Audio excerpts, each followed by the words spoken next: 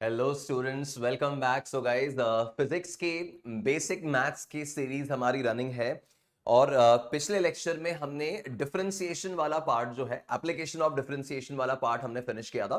Guys, हम लोग अभी करंटली कैलकुलस वाले सेगमेंट में चल रहे हैं। मैंने आपको बताया था कि कैलकुलस जो है वो क्लास 12th मैथमेटिक्स का एक बहुत बड़ा सेगमेंट होता है और उसमें से जितना हमें फिजिक्स में अप्लाई करना है हम केवल उतनी ही पोर्शन को टच कर रहे हैं। तो ये जो कैलकुलस पोर्शन है ये मेनली तीन पार्ट्स में बात हो चुकी है अपनी, इस बारे में तीन पार्ट्स में हमें पढ़ना है।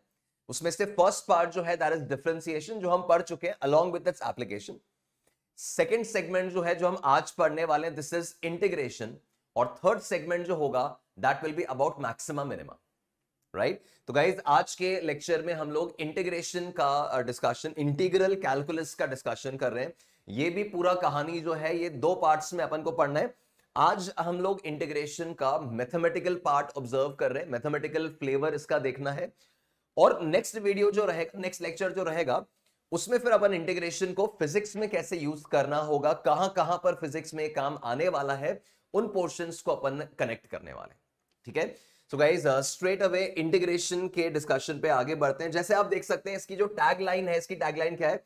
It is the inverse operation of differentiation. इसी चीज को हमें यहां पर इलैबोरेट करना है, समझना है कि भाई इंटीग्रेशन जो है that's just the inverse operation of differentiation. मतलब अगर किसी चीज का, किसी ए का डिफरेंशिएशन बी है, तो हम ये प्रूव करने वाले हैं, ये डिस्कस करने वाले हैं दैट बी का इंटीग्रेशन जो होगा वो ए हो जाएगा, है ना। अगर a का डिफरेंशिएशन b है तो b का इंटीग्रेशन जो है वो a हो जाएगा। तो बेसिकली इंटीग्रेशन जो है that's an inverse operation of differentiation. इस थीम के साथ अपने डिस्कशन में आगे बढ़ते हैं। तो गाइज, सबसे पहले तो समझते हैं कि इंटीग्रेशन है क्या। इंटीग्रेशन क्या है? अगर आपका ये टॉपिक ऑलरेडी पढ़ा हुआ है तो आप ऑलरेडी फेमिलियर हो विद दिस टर्म, और अगर आप फर्स्ट टाइम पढ़ रहे हो तो आराम से तसल्ली से समझो। जैसे मैंने कहा, इंटीग्रेशन जो है वो डिफरेंशिएशन का मैथमेटिकल ऑपोजिट है। तो डिफरेंशिएशन क्या होता है गाइस? डिफरेंशिएशन मतलब किसी भी चीज को बहुत सारे छोटे छोटे छोटे छोटे पार्ट्स में ब्रेक करके एनालाइज करना। ठीक है। आपने बहुत सारे स्मॉल स्मॉल, उसको इनफाइनाइटेसिमल एलिमेंट्स बोला जाता है, राइट। इनफाइनाइटेसिमल मतलब विच इज इनफाइनाइटली स्मॉल। तो किसी भी चीज को बहुत सारे small small small small small small parts में अगर उसको अपन ब्रेक कर रहे हैं तो we call that as differentiating. और उन सारे पार्ट्स को अगर मैं वापस से सम अप कर लूं, उन सारे स्मॉल स्मॉल पार्ट्स को अगर मैं ऐड कर लूं, we call that as integrating, integration, है ना। तो बेसिकली इंटीग्रेशन क्या है? डेफिनेशन देखो, it is the process of adding up a large number of, it is a process of adding up a large number of infinitesimal elements. बच्चों, infinitesimal elements मतलब elements which are very very small, मतलब जिसको describe नहीं किया जा सकता कि कितना छोटा है, वैल्यू नहीं बताई जा सकती है। लाइक हम बोले कि 0.00001, नहीं, वो भी इनफाइनाइटेसिमल एलिमेंट नहीं है, उससे भी छोटा। तो इनफाइनाइटली स्मॉल एलिमेंट्स को अगर हम ऐड कर रहे हैं, large number of small small elements को अगर अपन ऐड कर रहे हैं किसी एक क्वांटिटी को बनाने के लिए, तो we call that process as integration. इसका क्या सिग्निफिकेंस है मैं समझा रहा हूं। अभी मोटा मोटा पॉइंट क्या निकल के आ रहा है कि बहुत सारे small small small small quantities को अगर मैं ऐड कर रहा हूं, सम अप कर रहा हूं, जोड़ रहा हूं, तो उसको अपन इंटीग्रेशन कह रहे हैं। ठीक है। फिर जैसे मैंने कहा था, it is the inverse operation of differentiation, वो तो अपन को अभी क्या एनालाइज करना ही है।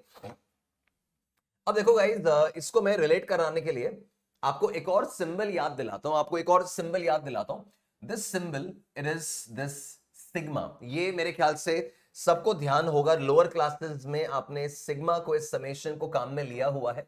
तो ये जो सिंबल मैं लिख रहा हूं दिस इज सिग्मा, समेशन के लिए होता था, है ना। अब अपन इसको कैसे यूज करते थे एक बारी रिकॉल करो। मान लीजिए आपने इस सिग्मा के अंदर यहां पे लिख दिया n, ठीक है, where n is let's say integer, है ना, या होल नंबर। आपने कुछ डिफाइन कर रखा है कि भाई n जो है वो इंटीजर है या होल नंबर है। तो इस सिग्मा का मतलब होता था कि हमें ऐड करना है, समेशन करना है। फिर सिंबल से आप समझ गए कि हाँ समेशन करना है। फिर हमें यहां बताना होता था कि किसका समेशन करना है। तो मैंने लिख दिया, मान लो मुझे होल नंबर्स का समेशन करना है। अब उसके बाद यहां पर अपन लिखते थे कि n equals to let's say 1 से 10। ठीक है, तो यहां पर इसका मतलब क्या होता था कि अपन को कहां से लेकर कहां तक के नंबर्स ऐड करने हैं। तो इसका इंटरप्रिटेशन अपन क्या समझते हैं, इसका इंटरप्रिटेशन अपन क्या समझते हैं कि सर आपको ना होल नंबर्स ऐड करने हैं और कहां से कहां तक 1 से लेके 10 तक के आपको होल नंबर्स ऐड करने हैं। इसका मतलब आपको ये क्या करना है ऑपरेशन, दिस इज 1 + 2 + 3 और ऐसे करते करते करते +10 तक ये जाएगा, ये मतलब निकलता था इसका। तो जो ऑपरेशन, जो उद्देश्य आप ये सिग्मा से अकम्प्लिश करते हो ना, समेशन से जो आप काम कर रहे हो, वही काम अल्टीमेटली आप देखिए इंटीग्रेशन भी करने वाला है, बस एक मेन अंतर आएगा, एक डिफरेंस आएगा। तो सिग्मा को लेकर, समेशन को लेकर आपकी फीलिंग क्लियर है कि हाँ सर ये पता है हमको कि ये चीज जो है ये एडिशन के लिए काम आती थी, समेशन के लिए काम आती थी। तो यहां हमें सिग्मा सिंबल लगाना होता था ताकि रीड करने वाला समझ जाए कि भाई समेशन करना है, ऐड करना है। यहां हमें लिखना होता था कि किसका समेशन करना है, किसको ऐड कर रहे हैं, और यहां लिखना होता था कि कहां से कहां तक का एडिशन करना है। तो बच्चों सिग्मा समेशन हम तब यूज कर रहे होते हैं जब हमें फाइनाइट नंबर ऑफ वैल्यूज, है ना, काउंटेबल नंबर ऑफ वैल्यूज, गिनती के कुछ चुनी हुई वैल्यूज जो है उन्हें ऐड करना हो। जब भी मुझे फाइनाइट नंबर ऑफ वैल्यूज, यहां 1 से 10 वैल्यूज को ऐड करना है, 100 को भी ऐड करना होता तो हम सिग्मा यूज करते, 1000 को भी ऐड करना होता तो हम सिग्मा यूज करते। जब फाइनाइट नंबर ऑफ वैल्यूज को ऐड करना है, जब पता है कि कितनी वैल्यूज हैं, तो सिग्मा यूज कर रहे हैं। और जब लार्ज नंबर, अब लार्ज नंबर में डिफाइंड नहीं कि कितने, आप कहें इनफाइनाइट नंबर, है ना, unlimited number of small small values को, स्मॉल स्मॉल एलिमेंट्स को ऐड करना है, तो फिर हम सिग्मा की जगह इंटीग्रेशन काम में लेते हैं, समेशन की जगह हम इंटीग्रेशन काम में लेते हैं, है ना। तो ये चीज तो मैंने आपको बोला, ये कब यूज बोले, when finite number of values, when finite number of values are to be added। ठीक है, फाइनाइट वैल्यूज हैं तो ये यूज कर रहे हो। और इसका मैं ऑलरेडी बोल चुका हूं कि जब लार्ज नंबर ऑफ वैल्यूज हैं, बहुत सारी वैल्यूज हैं, तो इंटीग्रेशन यूज में लेंगे। अच्छा, इसको समझने के लिए आप ऐसे भी एनालाइज कर सकते हो, इसको आप इस तरह से समझ के देखो। एक हल्का सा ब्रीफिंग में आपको देता हूं, एक हल्का सा ब्रीफिंग में आपको देता हूं, और फिर इसका अपन सिंबल क्या है, इंटरप्रिटेशन क्या है, वो सब सेटअप करेंगे। तो गाइस मान लीजिए this is a complete line segment, ये एक पूरा लाइन है। ठीक है, इस कंप्लीट लाइन को मान लो मैं बहुत सारे छोटे छोटे छोटे छोटे पार्ट्स में ब्रेक कर रहा हूं। ठीक है, तो बहुत सारे स्मॉल स्मॉल पार्ट्स में इसको ब्रेक कर रहा हूं। तो लेट्स से वो पार्ट्स जो है वो इस तरह से बन रहे हैं, दिस पार्ट, ये वाला पार्ट, ये पार्ट हो गया, ये पार्ट हो गया, ऐसे unlimited number of small small parts में मैं इसको ब्रेक कर रहा हूं।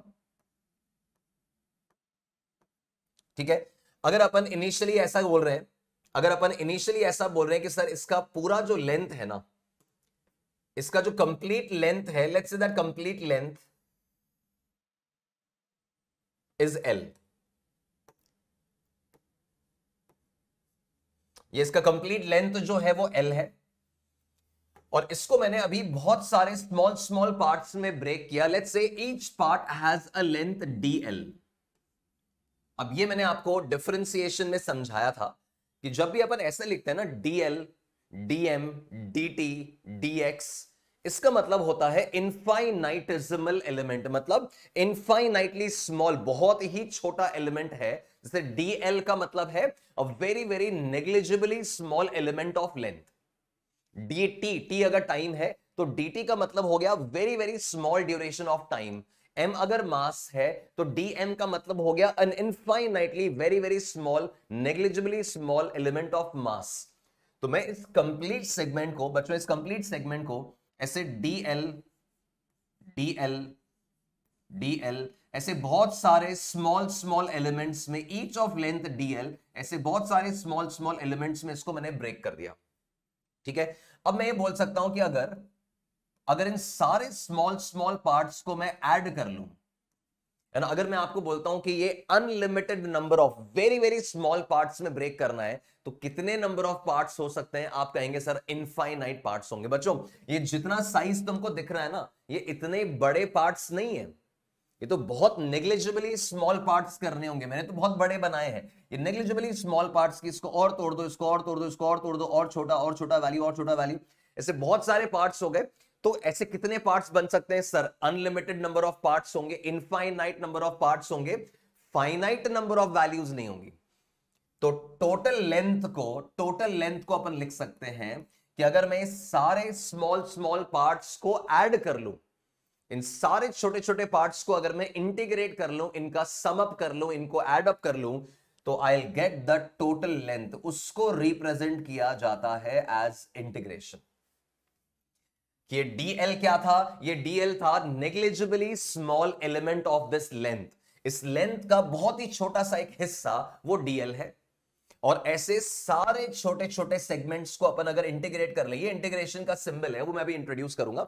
ऐसे सारे एलिमेंट्स को अगर अपन ऐड कर ले, जैसे यहां पे सिग्मा से रिप्रेजेंट हो रहा था, यहां पे इस सिंबल से रिप्रेजेंट होता है। इसको एस से नहीं लिखना है, ऐसे है ना, ये एस की तरह नहीं आएगा, ये इस तरह का सिंबल है।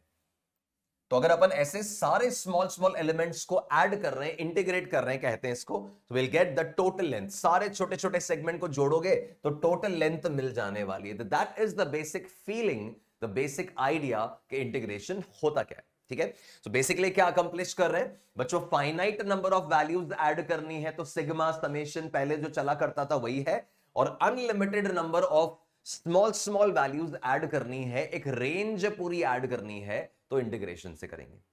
ठीक है, अब जैसे जैसे अपन आगे बढ़ेंगे तो चीजें अनफोल्ड होती जाएंगी, आपको समझ में आता जाएगा। बट जैसे मैंने कहा बच्चों, आज मैं इसका मैथमेटिकल फॉर्मेट जो है ना, मैथमेटिकल वर्जन जो है वो पहले सिखा रहा हूं, और फिजिक्स में कहां कैसे काम आएगा वो फिर अपन नेक्स्ट स्टेज में अगले लेक्चर में उसको सीखने वाले हैं। राइट, तो सबसे पहले इंट्रोड्यूस करते हैं इसका सिंबल, इसको रीड कैसे करना है, इसको पहचानना कैसे है, एंड ऑल दैट। तो गाइज इंटीग्रेशन जो अपन सीखेंगे, इंटीग्रेशन जो अपन समझेंगे, ये दो टाइप का होता है, दो कैटेगरीज हैं इसमें।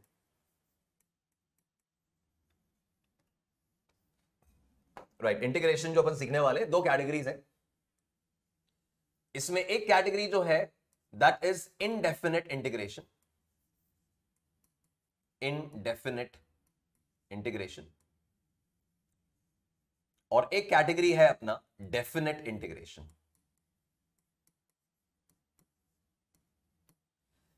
ठीक है, ये दो कैटेगरीज, ये दो पार्ट्स में अपन इस बात को एनालाइज करने वाले हैं, इनडेफिनेट एंड डेफिनेट इंटीग्रेशन।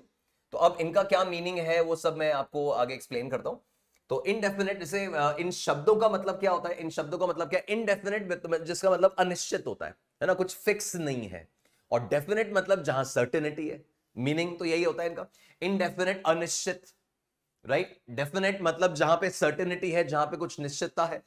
तो डेफिनेट एंड इनडेफिनेट इंटीग्रेशन अपन पढ़ने वाले हैं, बट पहले देख लेते हैं कि इंटीग्रेशन है क्या, सिंबल क्या है। जैसे नॉर्मल एडिशन सीखते हो तो सबसे पहले उसका सिंबल समझाया जाता है, फिर उसको हैंडल कैसे करना है, इंप्लीमेंट कैसे करना है ना। मल्टीप्लिकेशन है तो उसका सिंबल समझाया जाता है, फिर उसका एग्जीक्यूशन देखते हो। तो ऐसे ही बच्चों इंटीग्रेशन में दिस इज द सिंबल, ये आपका सिंबल हो गया। ठीक है, इस सिंबल के जस्ट नेक्स्ट लिखा है एफ एक्स। अब ये आपको अच्छे से पता है, अपन बात कर चुके हैं पहले भी। एफ एक्स मतलब this is some function of x, right. कोई x square plus 2x plus 3, x cube plus 9x square, कोई भी ऐसी इक्वेशन, कोई भी एक फंक्शन है, तो यहां पर this is a function of x.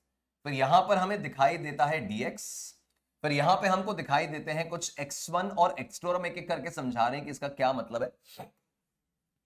तो basically this is how the integration looks like, है ना। इंटीग्रेशन इस तरह का आपको नजर आता है। अब इसका क्या मतलब है, उसमें एक एक करके आप इसका मीनिंग समझना।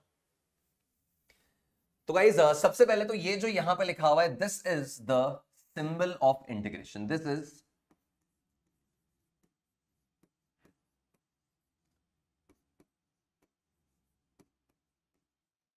The symbol of integration. ठीक है, तो जैसे वो सिंबल ऑफ सिग्मा था, ऐसे सिंबल ऑफ इंटीग्रेशन है। तो जब भी एड अप करना होगा, इंटीग्रेट करना होगा, तो ये सिंबल नजर आएगा। अब उसके बाद दिस इज बेसिकली, ये जो एफ एक्स लिखा हुआ है ना, this is basically the function which is to be integrated. जैसे अपन लास्ट लेक्चर में गाइस बात कर रहे थे कि sir X square plus X का डिफरेंशिएशन करना है, तो ये देखते अपन समझ जाते थे कि इसका डिफरेंशिएशन होना है एक्स के रिलेटिव होना है ना। डिफरेंशिएशन किसका हो रहा है, एक्स स्क्वायर प्लस एक्स का हो रहा है, किस वेरिएबल के रिस्पेक्ट में हो रहा है, तो एक्स के रिस्पेक्ट में हो रहा है। ये फंडे चलते थे बच्चों। उसी प्रकार हमें यहां पर बताना होता है the function which is to be integrated, हमें किस फंक्शन को इंटीग्रेट करना है वो यहां पे लिखेंगे, एक्स स्क्वायर एक्स क्यूब वगैरह जो भी है। तो this is basically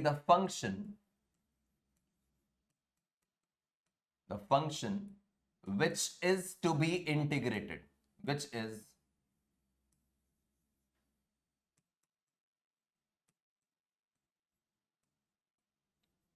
to be integrated।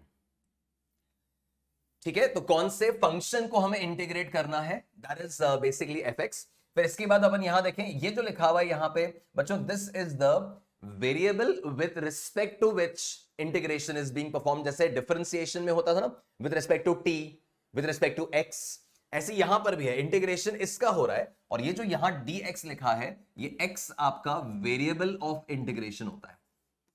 This is the variable of integration.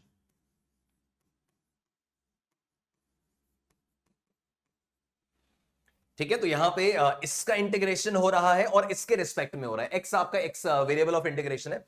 अब यहां पे जो आपको दिख रहे हैं दिस x1 एंड x2, बच्चों ये x1 और x2 ना ये इसी की तरह है कि साहब किसको ऐड करना है, n को करना है। तो n की वैल्यू कहां से कहां तक होनी चाहिए सर, 1 से 10 तक होनी चाहिए। तो ये इसका लोअर एंड अपर लिमिट होता था, है ना, कि कहां से कहां तक ऐड करना है। यहां भी यहां पर इनका वही काम है कि x1 जो है गाइस, x1 जो है, this x1 is called the lower limit, this x1 is called the lower limit or the initial limit, और इस x2 को फिर फर्दर अपन बोलेंगे the upper limit। ये इसका फाइनल लिमिट है, या इसको अपन अपर लिमिट भी बोल सकते हैं।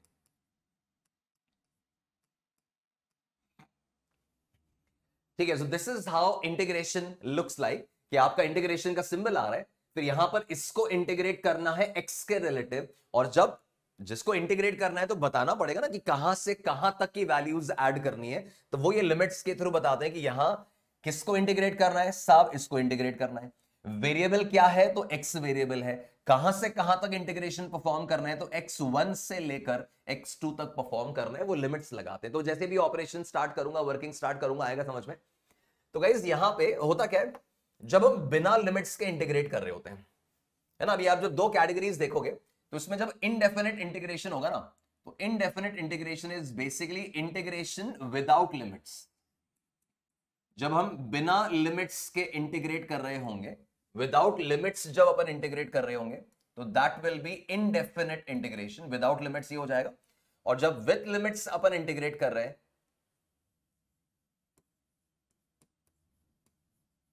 जब ये x1 x2 की लिमिट्स के साथ अपन इंटीग्रेट कर रहे हैं, तो उसको अपन डेफिनेट इंटीग्रेशन बोलेंगे। मीनिंग मैं अभी समझा रहा हूं पूरा, पर एक बेसिक आइडिया आपको मैंने दे दिया कि integration without limits is indefinite and integration with limits is definite.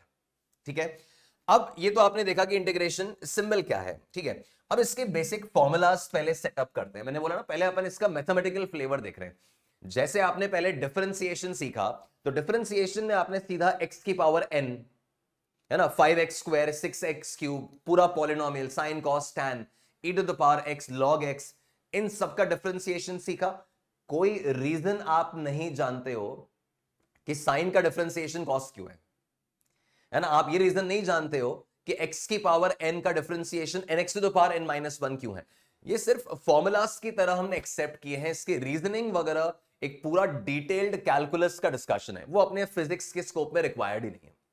तो आपने डिफरेंशिएशन के फॉर्मूलाज देखे थे, उन्हें याद किया था, प्रोडक्ट रूल सीखा, डिवीजन रूल सीखा, चेन रूल सीखा। उसी प्रकार पहले इंटीग्रेशन में अपन बेसिक फॉर्मूलाज लेके आ रहे हैं, है ना, कि फॉर्मूलाज क्या है, रिजल्ट्स क्या है, इंटीग्रेशन करना कैसे होता है।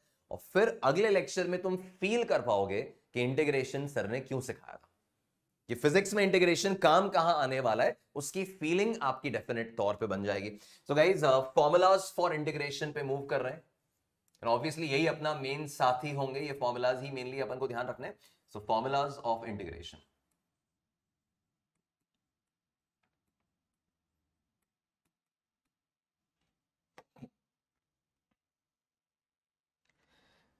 राइट। तो फॉर्मूलाज ऑफ इंटीग्रेशन में सबसे पहला रिजल्ट जो अपन को यहां पे यूज करना होता है, this is basically integration of, जिससे पहले x to the power n का डिफरेंशिएशन आपने सीखा था, ऐसे यहां पे मैं x की पावर n का इंटीग्रेशन लिख रहा हूं, तो x की पावर n dx इंटीग्रेशन। ठीक है, अभी सेंस में यहां पे इनडेफिनिट इंटीग्रेशन का डिस्कशन कर रहा हूं गाइस। मैंने अभी आपको बोला, मैं अभी सबसे पहले इनडेफिनिट इंटीग्रेशन मतलब बिना लिमिट्स का जो इंटीग्रेशन है उसको हम पहले डिस्कस कर रहे हैं, और जब इनडेफिनिट, जब इंटीग्रेशन करना आ जाएगा तो उसके बाद लिमिट्स ही अप्लाई करनी होंगी, कोई बहुत बड़ा टास्क नहीं है। तो सबसे पहले इनडेफिनिट इंटीग्रेशन को एनालाइज करते हैं, और जैसे मैंने कहा इनडेफिनिट जो है वो बिना लिमिट्स के आएगा। तो सबसे पहला फॉर्मूला x की पावर n, कि अगर मुझे x की पावर n को इंटीग्रेट करना है, और देखना लिमिट्स नहीं लगा रहा हूं, ठीक है, कोई अपर एंड लोअर लिमिट मैंने नहीं लगाई है, बिना लिमिट्स के इंटीग्रेशन कर रहा हूं। तो x की पावर n का इंटीग्रेशन जो है, this is basically x to the power n plus 1, just receive this as a formula upon n plus 1। ठीक है, यहां तक तो ठीक है, बट यहां पे एक और प्लस c भी लगेगा। अब ये प्लस c क्यों लगाया है, ये कार्ड में कुछ समय बाद अभी खोलता हूं, है ना, इसका रीजन मैं आपको समझाऊंगा। अभी आप समझो, इसको ध्यान रखो कि हाँ, जब भी बिना लिमिट्स के इंटीग्रेशन करेंगे, जब भी इनडेफिनिट इंटीग्रेशन करेंगे, तो साथ में यहां पे एक प्लस c लिखेंगे, प्लस कांस्टेंट लिखेंगे। दिस c सम कांस्टेंट, हमें नहीं पता वैल्यू क्या है, but this is some constant. क्यों लगाया है वो अभी तुम्हें 5 7 10 मिनट में समझ में आ जाएगा, देखते जाओ। राइट, तो x की पावर n का इंटीग्रेशन, जैसे x to the power n का डिफरेंशिएशन क्या था, तो nx to the power n minus 1, ऐसे x की पावर n का इंटीग्रेशन क्या है, तो x to the power n plus 1 upon n plus 1। Observation क्या है बच्चों, देखना कि यहां x का जो पावर था ना, ये पावर 1 से बढ़ गया, डिफरेंशिएशन में पावर 1 से कम हो गया था, यहां वो पावर 1 से बढ़ गया, और वो जो बढ़ा हुआ पावर है, वो जो इंक्रीज्ड पावर है, वही डिनोमिनेटर में आ रहा है। मेनली इस बात पे ध्यान दो कि यहां पे ये चीज और ये चीज लास्ट में सेम हो जाएगी। तो x to the power n plus 1 upon n plus 1 plus constant, मतलब अगर मेरे पास है let's say integration of x square dx, तो x स्क्वायर का इंटीग्रेशन क्या करना है, पावर 1 से बढ़ानी है, तो x to the power n plus 1, और ये n प्लस 1 ही तुम्हें डिनोमिनेटर में चिपकाना है। तो ये हो जाएगा आपका x टू द पावर 3, है ना, पावर 1 से बढ़ाया upon 3 plus c। Plus c क्यों आया वो बता रहा हूं अभी मैं। अगर x टू द पावर 5 का इंटीग्रेशन में कर रहा हूं, x टू द पावर 5 का इंटीग्रेशन में कर रहा हूं, तो पावर 1 से बढ़ाया x to the power 6 upon 6 plus c। ठीक है, अगर मैं let's say under root x का इंटीग्रेशन कर रहा हूं, तो अंडर रूट x का मतलब क्या हो गया आपका x to the power half, है ना, आप x to the power half को इंटीग्रेट कर रहे हो, सिंपली फॉर्मूला अप्लाई करो कि पावर 1 से बढ़ानी है, x to the power half plus 1, x to the power n plus 1 है ना, तो x to the power half plus 1, half plus 1 is 3/2, और मैंने बोला आपको जो अपना ये पावर आ रहा है ना, वही डिनोमिनेटर में आने वाला है, तो x to the power 3/2 upon 3/2 plus c। ठीक है, अगर इंटीग्रेशन हो रहा है 1/x स्क्वायर का, 1/x स्क्वायर का अगर इंटीग्रेशन हो रहा है, अब 1/x स्क्वायर को डिनोमिनेटर में जाके तो इंटीग्रेट नहीं कर सकते ना, पहले इसके जैसा बनाओ उसको। तो इसके जैसा कैसे बनेगा सर, ये बनेगा x टू द पावर -2, है ना, x टू द पावर -2 बन गया। अब फॉर्मूला लगाइए, यहां पे n जो है this is any real number, कोई भी रियल नंबर आपका, fraction, decimal, integer, negative, positive सब चलेगा वो। तो यहां n की वैल्यू इस बारी -2 है, और अब इसमें फॉर्मूला अप्लाई करो, तो x to the power -2 plus 1 upon -2 plus 1, है ना, और प्लस c तो लिखना ही है। अब इसके हिसाब से क्या बन रहा है, this is x to the power -1 upon -1 plus c। ठीक है, अब इसको हम सिंप्लीफाई कर सकते हैं कि x की पावर -1 को 1/x लिख दो, वो सब ठीक है, वो मैथमेटिकल चीजें जो है वो आप हैंडल कर लोगे, पर आप फॉर्मूला अप्लाई करना बस समझिए कि अगर मैंने लिखा हुआ है x to the power 7/5 dx, है ना, इसका इंटीग्रेशन कर रहा हूं, x टू द पावर 7/5 का इंटीग्रेशन कर रहा हूं, तो क्या हो जाएगा, x to the power 7/5 plus 1, x to the power 7/5 is 12/5, भाई 7/5 प्लस 1 किया ना, तो 12/5 अपॉन 12/5 प्लस c, तो x to the power n plus 1 upon n plus 1 plus c, इस तरह से चल रहा है। तो जब भी आपका कोई function x to the power n के फॉर्मेट का है, जब भी आपका function x to the power n जैसा है, तो उसका integration this is x to the power n plus 1 upon n plus one plus c. तो उसका एक बेसिक एप्लीकेशन, इंट्रोडक्टरी एप्लीकेशन अपन ने देख लिया कि x की पावर n जैसे दिखने वाले एक्सप्रेशंस कैसे ऐड करने होते हैं। और देखो, मान लो अगर ओनली x लिखा हुआ है बच्चों, अगर ओनली x लिखा हुआ है तो अभी क्या है, x की पावर 1 लिखा हुआ है। अब x की पावर 1 है, x की पावर 1 है, तो ये फॉर्मूला लगाना ना, x की पावर 1, तो x की power 1 plus 1 upon n plus 1, तो क्या हो जाएगा, ये हो जाएगा x स्क्वायर बाई 2, तो x square by 2 plus c। ठीक है, इन केस मान लीजिए, इन केस सिर्फ लिखा हुआ है इंटीग्रेशन dx, ठीक है, केवल इंटीग्रेशन ऑफ dx लिखा हुआ है। अब इंटीग्रेशन ऑफ dx अगर लिखा हुआ है तो इसमें मतलब, इसका मतलब क्या हुआ, दिस इज बेसिकली इंटीग्रेशन। जब कुछ भी नहीं लिखा है, यहां इंटीग्रेशन सिंबल के बाद वो एक्सप्रेशन आता है जिसको इंटीग्रेट करना है और फिर dx आता है।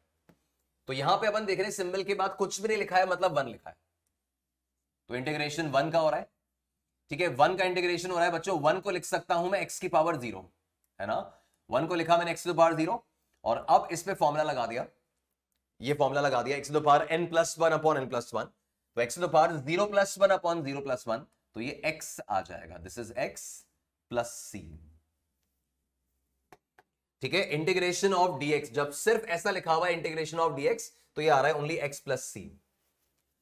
तो इसको ना ऐसे कनेक्ट करने की कोशिश करो गाइज, इसको कनेक्ट करने की अपने को कोशिश करनी है। मैंने भी आपको बोला था कि differentiation and integration are the mathematical opposites of each other. Differentiation and integration are the mathematical opposites of each other. मतलब किसी एक a का डिफरेंशिएशन अगर b है, तो b का इंटीग्रेशन अभी आप देखोगे मैथमेटिकली वो a साबित हो जाने वाला है। उस लीग में अपन ने पहले अपने फॉर्मुलाज देख लिए, एक फॉर्मूला देख लिया है कि x की पावर n अगर है तो x की power n plus 1 upon n plus 1 plus a constant. Constant का कार्ड अभी अपन ने ओपन नहीं किया है, कांस्टेंट अभी अनफोल्ड होना बाकी है। फिर नेक्स्ट देखो, नेक्स्ट देखो, अगर मान लो इंटीग्रेशन है c x to the power n का, है ना, अगर मुझे अब इंटीग्रेशन किसका करना है, c x to the power n, मतलब 5x स्क्वायर 9x क्यूब, मतलब ये x स्क्वायर x क्यूब के साथ कोई नंबर भी लिखा हुआ है, कोई वैल्यू भी लिखी हुई है, तो c x to the power n का अगर इंटीग्रेशन है, जैसे डिफरेंशिएशन में क्या करते थे, कांस्टेंट को सर बाहर रख दिया करते थे, राइट। तो कांस्टेंट को अपन इंटीग्रेशन के बाहर निकाल लिए, और इंटीग्रेशन किसका किया गाइस, इंटीग्रेशन किया x की पावर n का। नाउ x की पावर n का integration is x to the power n plus 1 upon n plus 1, correct. ठीक है, c जो है उसको इंटीग्रेशन के बाहर कर दिया, x की पावर n मेरा वेरिएबल है उसको इंटीग्रेट किया, और लास्ट में प्लस एक कांस्टेंट लिख दिया। c यहां पर ऑलरेडी यूज हो रहा है, तो कांस्टेंट के लिए c डैश लिख रहा हूं, मतलब यहां कोई कांस्टेंट आएगा, क्यों आएगा वो भी देखना बाकी है। मतलब मान लो यार, अगर मुझे इंटीग्रेशन करना है, मुझे इंटीग्रेशन करना है 4x टू द पावर 5 का, ठीक है, तो मैंने क्या बोला, 4 एज इट इज रखो और x की पावर 5 पे फॉर्मूला लगाओ, तो x टू द पावर 5 का इंटीग्रेशन क्या होगा, पावर 1 से बढ़ानी है, x to the power n plus 1 upon n plus 1, x to the power 6 by 6 plus c, है ना, इसको और सिंप्लीफाई करना है तो ये 2 और 3, तो ये हो जाएगा 2x to the power 6 upon 3, but plus c तो आएगा ही आएगा, कांस्टेंट तो आएगा ही आएगा। ठीक है, इन केस मान लो मुझे इंटीग्रेशन करना है 3x स्क्वायर का, ठीक है, 3x स्क्वायर का इंटीग्रेशन कर रहा हूं, तो 3x स्क्वायर का इंटीग्रेशन मेरा आ रहा है 3x cube upon 3 plus c, है ना, 3 तो एज इट इज रहने दिया, x स्क्वायर का इंटीग्रेशन किया तो x स्क्वायर का इंटीग्रेशन आ गया तुम्हारा x cube by 3, x square का integration is x cube by 3, 3 और 3 कैंसिल हुए, तो मेरे पास आ गया x cube plus c, x cube plus c, है ना। तो ऐसा कोई भी एक्सप्रेशन होगा बच्चों, ऐसा कोई भी एक्सप्रेशन होगा, let's say this is 5 root x, 5 root x का इंटीग्रेशन करना है, तो 5 एज इट इज रहा, फिर क्या लिखा हुआ है, x to the power half लिखा हुआ है। Now x to the power half का integration is x to the power half plus 1, मतलब 3/2 upon half plus 1 which is 3/2, इसको सिंप्लीफाई किया, 2 ऊपर भेजा, तो ये हो गया आपका 10/3 x की पावर 3/2 प्लस सम कांस्टेंट। तो ऐसा कोई भी फंक्शन जो इस फॉर्मेट का दिखाई देगा, है ना, ऐसा कोई भी फंक्शन जो इस फॉर्मेट का है, 5x square 9x cube 18x to the power 15 whatever, ऐसे केस में इंटीग्रेशन यही होगा कि आप कांस्टेंट को एज इट इज बाहर कर दो इंटीग्रेशन के, फिर x की पावर n को साधारण तरह से इंटीग्रेट करो और लास्ट में एक कांस्टेंट लगा दो। तो अब पहले तो अपन ये समझते हैं, अच्छा मान लो अगर लिखा हुआ है ओनली 5 लिखा हुआ है बस, है ना, x नहीं है, तो इसको अपन एक्सरसाइज से क्या करेंगे, इसमें 5 इंटीग्रेशन के बाहर कर देंगे, 5 तो कांस्टेंट है ना, तो 5 इंटीग्रेशन के बाहर कर दिया, बचा केवल dx। अब ये ओनली dx मतलब ये वाला है ना, ये वाला, तो ये ओनली dx का इंटीग्रेशन क्या था, x था, ओनली dx का इंटीग्रेशन क्या था, x था, तो ऐसे केस में क्या आ जाएगा, ये आ जाएगा 5x। ठीक है बच्चों, 1 का इंटीग्रेशन जो है वो x है, और आप अच्छे से जानते हो कि x का डिफरेंशिएशन 1 होता था। 1 का इंटीग्रेशन जो आ रहा है वो x आ रहा है, और x का डिफरेंशिएशन जो पढ़े थे वो 1 आता था। ऐसे अगर x 1 का इंटीग्रेशन x है तो 5 का इंटीग्रेशन 5x हो रहा है। 5 मैंने इंटीग्रेशन के बाहर निकाला, फिर 1 का इंटीग्रेशन होना था, 1 का इंटीग्रेशन ये x हुआ और रिजल्ट 5x बन गया, और लास्ट में c लिख दिया। तो अगर यहां पे 10 है तो 10 का इंटीग्रेशन 10x बन गया, 4 है तो 4x बन गया, इस तरह से, है ना। और ये अगर इस तरह के पावर्स हैं, एक्सप्रेशंस हैं, तब तो फॉर्मूला है अपने पास। ठीक है, तो ये तो आपने बेसिक इंट्रोडक्शन देखा। अब अपन ये देखते हैं कि प्लस सी क्यों आ रहा है ना, प्लस सी क्यों आ रहा है उस बात को समझना। तो गाइस देखो, अभी अपन ने नोटिस किया कि जब मैंने अभी 3x² का इंटीग्रेशन किया था, अभी मैंने जब 3x² का इंटीग्रेशन किया था तो अपन ने लिखा था 3x³/3, है ना। ये 3 तो एज इट इज है, x² का इंटीग्रेशन x³/3, 3 और 3 कैंसिल हो गया, तो कैंसिल होके क्या बच रहा है, केवल x³ + c बच रहा है। ये अपन ने अभी सीखा था। अब आप इसको इस फॉर्मेट में देखें, इसको इस फॉर्मेट में समझिए कि बच्चों अगर अपन डिफरेंशिएशन देखें तो x³ का डिफरेंशिएशन क्या है। अगर मैं x³ का डिफरेंशिएशन लिख रहा हूं, अब डिफरेंशिएशन के माइंडसेट से आ जाओ। x³ का डिफरेंशिएशन सर 3x² होता है ना, x to the power n है तो nx to the power n - 1, ठीक है। तो x³ का डिफरेंशिएशन क्या है सर, 3x² है। ओके, फिर देखो x³ + 5 का डिफरेंशिएशन क्या है, तो x³ + 5 का डिफरेंशिएशन भी, x³ का डिफरेंशिएशन क्या है, 3x², और 5 का 0, है ना, 5 तो कांस्टेंट है, डिफरेंशिएशन 0। अगर ये लिखा है x³ - 20, इसका डिफरेंशिएशन ले रहे तो x³ का 3x², 20 का 0। अगर ये लिखा हुआ है x³ + any constant, x³ + any constant, तो x³ का डिफरेंशिएशन 3x² ही आएगा और k का 0 ही आएगा, k तो कांस्टेंट है। तो मैं समझाना चाह रहा हूं कि जब मैंने आपको बोला था कि a का डिफरेंशिएशन अगर b है तो b का इंटीग्रेशन जो आएगा वो a आएगा। ये मैथमेटिकल ऑपोजिट्स है कि a का डिफरेंशिएशन b है तो b का इंटीग्रेशन a आएगा। तो यार x³ का डिफरेंशिएशन 3x², x³ + 5 का डिफरेंशिएशन भी 3x², x³ - 20 का डिफरेंशिएशन भी 3x², x³ + पाई लिखा होता तो उसका डिफरेंशिएशन भी 3x²। जब इतने सारे लोगों का डिफरेंशिएशन 3x² है तो 3x² का इंटीग्रेशन केवल x³ कैसे हो सकता है, करेक्ट है ना। अगर इतने सारे terms x³ + 5, x³ + 10, x³ - 2, x³ + पाई, x³ + एनी कांस्टेंट का डिफरेंशिएशन अगर 3x² है तो 3x² का इंटीग्रेशन ओनली x³ तो नहीं हो सकता ना। तो दैट्स व्हाई अपन ने क्या लिखा कि भाई इसका इंटीग्रेशन क्या होगा, इसका इंटीग्रेशन होगा x³ + एनी कांस्टेंट। अब वो कांस्टेंट आपका 5, 10, 15, पाई, 4/3 डेसिमल कुछ भी हो सकता है, but it's going to be a constant. तो अब ये इन टोटलिटी आप देखो ये सब कवर हो गए, x³ + 0 ये भी कवर हो गया, x³ + 5 c 5 हो जाएगा तो ये भी कवर हो गया, x³ - 20 c का -20 वैल्यू हो गया तो ये भी कवर हो गया, c की जगह k आ गया तो ये कवर हो गया। तो अपन ये कहना चाह रहे हैं कि 3x² का इंटीग्रेशन x³ + c है, मतलब x³ + any constant, x³ + any constant को अगर मैं डिफरेंशिएट करूंगा तो 3x² ही आएगा। आप देखो इसका डिफरेंशिएशन है ना, x³ का 3x² और c का कांस्टेंट का डिफरेंशिएशन 0, यही आ रहा है।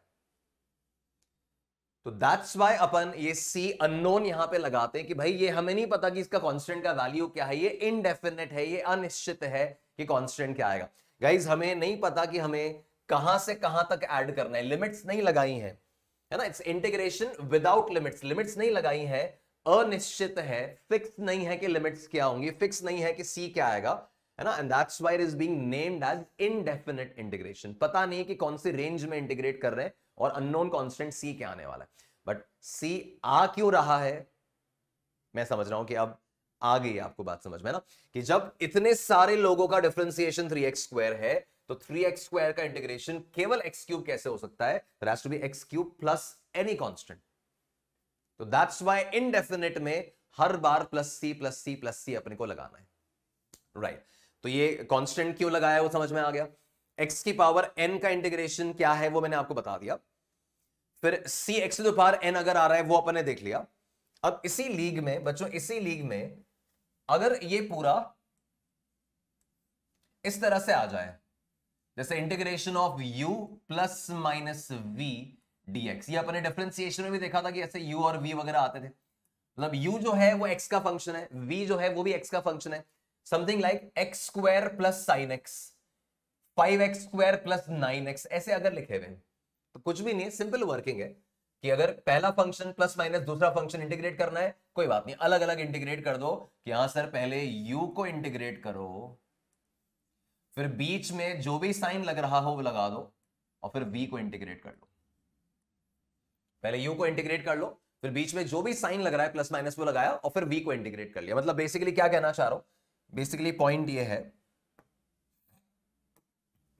कि अगर मेरे पास इंटीग्रेशन आता है, अगर मेरे पास इंटीग्रेशन आता है लेट्स से 3x² या फिर 4x² प्लस 9x प्लस 3, ठीक है, इस तरह के पॉलिनोमियल का अगर मैं इंटीग्रेशन कर रहा हूं, ये मेरे पास एक्सप्रेशन है, तो इसमें क्या बोला गया है कि आप टर्म बाय टर्म इंटीग्रेट कर लो, बस टर्म बाय टर्म इंटीग्रेट कर लो। तो 4x² का इंटीग्रेशन 4 कांस्टेंट, x² का integration x to the power n plus 1 upon n plus 1। इसका तो अब ट्रेनिंग हो गया मन में कि x टू द पावर 5 का इंटीग्रेशन क्या है, x to the power 6 upon 6, x to the power 9 का क्या है, x to the power 10 upon 10, x to the power 15 का क्या है, x to the power 16 upon 16। तो ऐसे 4x³ में 4 एज इट इज, x² का हो गया x³ बाय 3, 9x तो 9 एज इट इज, ये भी x की पावर 1 है तो पावर 1 से बढ़ाओ तो x टू पावर 2 अपॉन 2, और 3 का इंटीग्रेशन क्या है, अभी अपन देखे थे 5 का क्या था, 5x था, तो ऐसे 3 का ये कितना हो जाएगा, 3x हो जाएगा, और लास्ट में एक कांस्टेंट लिखना होगा, ठीक है। और देखते हैं, अगर मान लीजिए मैंने इंटीग्रेशन लिखा है of let's say 6x to the power 5 minus 9x² plus 8x plus 2, ठीक है, दैट dx, इसका इंटीग्रेशन करना है। अब इसका इंटीग्रेशन अगेन वही टर्म बाय टर्म आप चलो, तो 6x टू द पावर 5 इसका इंटीग्रेशन कर रहे हैं तो क्या होगा, 6 तो एज इट इज है बच्चों, x टू द पावर 5 का हो गया x to the power 6 by 6, सही, सिंप्लीफाई अभी कर लेंगे। फिर उसके बाद माइनस आ रहा है तो माइनस 9x², x² का integration x³ by 3, 9 as it is, 8x का इंटीग्रेशन 8 कांस्टेंट हुआ, x का इंटीग्रेशन हो गया x² बाय 2, और 2 का इंटीग्रेशन 2x, और लास्ट में प्लस सी तो लिखना ही है। सिंप्लीफाई करें तो ये 6 और 6 कैंसिल बन के this is x to the power 6, और अपन देखें तो this is minus 3x³। Further ये सिंप्लीफाई कर रहा हूं तो ये आ रहा है 4x² plus 2x plus c, ठीक है। इन केस अगर वेरीफाई करना चाहो बच्चों, अगर वेरीफाई करना चाहो तो सिंपली आप इस बात पे नोटिस करो कि ये जो रिजल्ट आपने निकाला है ना, उसको एक बार डिफरेंशिएट करके देख लो, इस कंप्लीट एक्सप्रेशन को आप डिफरेंशिएट करके देख लो। तो x टू द पावर 6 का डिफरेंशिएशन, स्विच करो mind, x to the power 6 का differentiation 6x to the power 5, 6x to the power 5 minus 3x³ का डिफरेंशिएशन, ये 3 यहां मल्टीप्लाई हो जाता था तो 9x², 9x², 4x² का डिफरेंशिएशन 8x, ये 8x, 2x का डिफरेंशिएशन 2 और कांस्टेंट का डिफरेंशिएशन 0। मतलब आपने अगर इस a का इंटीग्रेशन b निकाला है तो इस b का डिफरेंशिएशन दोबारा a आएगा ही आएगा। वही मैं स्टार्टिंग से आपको समझा रहा हूं, they are the mathematical opposites of each other. Inverse operation है, ऑपोजिट ऑपरेशन है। इसका डिफरेंशिएशन सॉरी इसका इंटीग्रेशन ये आया है तो इसका डिफरेंशिएशन ये आ जाएगा। ठीक है, तो ऐसा कोई भी एक्सप्रेशन आ जाए बच्चों, कोई भी पॉलिनोमियल ऐसा अगर आ रहा है तो उसको इंटीग्रेट करने का प्रोसीजर यही रहेगा। इंटीग्रेट करने का प्रोसीजर आपका यही होगा। कोई भी आप फंक्शन बना लो और अगर एक्सप्रेशन लिखने हैं तो ये देखो ऐसा, if we have x to the power half plus x to the power 3/2 का इंटीग्रेशन करना है। ठीक है, तो simply term by term integrate करो तो x to the power half का इंटीग्रेशन। अब ये कैलकुलेशन मन में होना चाहिए, ये कैलकुलेशन मन में होना चाहिए कि x to the power half का integration x to the power half plus 1 upon half plus 1 which is x to the power 3/2 upon 3/2 है ना। तो ये x to the power 3/2 upon 3/2 हुआ प्लस, अब next x to the power 3/2 है तो x to the power 3/2 का integration है x to the power 3/2 plus 1। 3/2 plus 1 कितना हुआ 5/2। तो this is x to the power 5/2 upon 5/2 plus c। ये हो गया तुम्हारा इंटीग्रेशन, है ना। तो जहां पर भी इस तरह का सब एक्सप्रेशन है जहां पे x to the power n वाली कहानी से मैनेज हो रहा है, उधर तो अपन को यही फॉर्मूलाज बस फिट करने, तो आप पूरा पॉलिनोमियल इंटीग्रेट कर पाओगे। इस प्रकार का पूरा पॉलिनोमियल आप इंटीग्रेट कर पाओगे। ठीक है, तो अपन ऐसा quadratic equation, cubic equation, to the power 4 वाली इक्वेशन, ऐसी इक्वेशंस को इंटीग्रेट करने की स्थिति में तो आ गए। ठीक है, ये पूरा एनालिसिस, ये इंटीग्रेशन वाला ये पोर्शन तो देख लिया। अब नेक्स्ट पार्ट जो अपन देख रहे हैं वो अपन ऑब्जर्व कर रहे हैं ट्रिग्नोमेट्रिक फंक्शंस।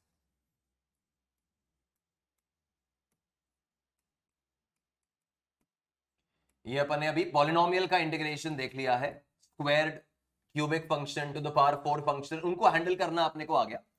अब ट्रिग्नोमेट्रिक फंक्शंस में आपने डिफरेंशिएशन तो सीखा हुआ है ना, ट्रिग्नोमेट्रिक में डिफरेंशिएशन तो अपने को अच्छे से आता है। अब इंटीग्रेशन अपन एनालाइज कर रहे हैं, तो गाइस इंटीग्रेशन के लिए ये अपना फॉर्मूला शीट है। अब इसमें आपको बता दूंगा कि कौन से मेन है, कौन से आपको याद रखने, बट पहले इस बात को, इस पूरे को अपन एनालाइज करते हैं। ये पूरा रिजल्ट, ये पूरा डिटेल मैंने आपको डिफरेंशिएशन में सिखाया था। जो लेफ्ट साइड पे आपको यहां पे दिख रहा है, ये पूरा डिफरेंशिएशन आपको सिखाया हुआ याद आ रहा है। साइन का डिफरेंशिएशन कॉस, तो कॉस का इंटीग्रेशन साइन होना चाहिए प्लस सी आ जाएगा, है ना। कॉस का इंटीग्रेशन साइन होना चाहिए प्लस सी आ जाएगा। फिर कॉस का डिफरेंशिएशन माइनस साइन होता था ये, तो अब अगर साइन का इंटीग्रेशन करूंगा तो माइनस हो जाएगा, साइन का इंटीग्रेशन माइनस कॉस हो जाएगा, प्लस सी आ गया। मेनली तो आप देखिएगा इस, मेनली आपको ये दोनों ही सबसे ज्यादा काम आने, मेनली ये दोनों सबसे ज्यादा काम आने। बाकी मतलब इट्स वेरी रेयर, पूरी फिजिक्स में इट्स वेरी रेयर कि आपको ये रिजल्ट्स काम आए, but still I would recommend कि याद रहना चाहिए, है ना, डेफिनेटली ध्यान रहना चाहिए। कभी अगर यूज आता है तो अपन को क्लिक हो जाएगा। तो जैसे साइन का इंटीग्रेशन देख रहे हैं, साइन का integration is minus cos, cos का इंटीग्रेशन इज साइन। फिर आप देखो tan का डिफरेंशिएशन सेक स्क्वायर था, तो सेक स्क्वायर का इंटीग्रेशन tan हो गया। सेक का इंटीग्रेशन सेक इंटू टैन था, तो सेक इंटू टैन का इंटीग्रेशन सेक प्लस सी हो गया। कोसेक का डिफरेंशिएशन माइनस कोसेक कॉट था, तो कोसेक कॉट का इंटीग्रेशन माइनस कोसेक बन गया। जस्ट आपको बताइए यार, इसका डिफरेंशिएशन ये है तो इनका इंटीग्रेशन वो बनेगा। ठीक है, मेनली मैंने क्या बोला, कॉस का इंटीग्रेशन। तो आप रिकॉल करेंगे, हाँ सर साइन का डिफरेंशिएशन कॉस है, तो कॉस का इंटीग्रेशन साइन। फिर साइन का इंटीग्रेशन, तो सर कॉस का डिफरेंशिएशन माइनस साइन है, तो साइन का इंटीग्रेशन माइनस वहां भेज दो, साइन का इंटीग्रेशन माइनस कॉस हो जाएगा। ठीक है, तो ये ट्रिग्नोमेट्रिक फंक्शंस का जो इंटीग्रेशन है वो मैंने आपके सामने रखा। प्रूफ हमें किसी का नहीं देखना है, सब ये याद ही होंगे कि अल्टीमेटली इनको अपन को याद रखना है कि ट्रिग्नोमेट्रिक फंक्शंस का इंटीग्रेशन ये है। फिर अपन और फर्दर ऑब्जर्व करें, अपन अपना ऑर्डर चेक कर लें। तो अपना ये पॉइंट ए था, this was point B, that was point C, this is point D. ठीक है, अब पॉइंट ई में मैं आ रहा हूं 1/x पे। इसमें डिफरेंशिएशन में तो हमारी बात हो रखी है ना, अपन को ध्यान है ln x का डिफरेंशिएशन 1/x था। ln x का डिफरेंशिएशन 1/x था, तो 1/x का इंटीग्रेशन ln x आएगा और प्लस c लिखना होगा, है ना।